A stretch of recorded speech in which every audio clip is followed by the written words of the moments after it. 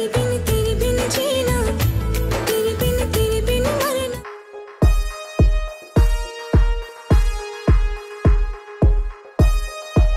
one way, she had difficulties living in Pakistan.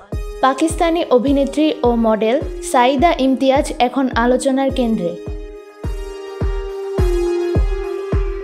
কারণ এক সাক্ষাৎকারে তিনি বলেছেন, অধিকাংশ পাকিস্তানি পুরুষ অবিশ্বস্ত।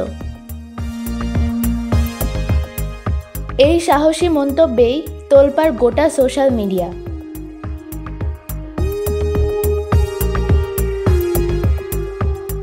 কেউ বলছেন সত্য কথা বলেছেন, আবার কেউ বা সমালোচনায় মুখর। সাইদা বলেন, অ্যারেঞ্জ ম্যারেজ আমার কাছে ভয়ঙ্কর মনে হয়। বিয়ের আগে বোঝাপড়া ও সামঞ্জস্য থাকা খুব জরুরি।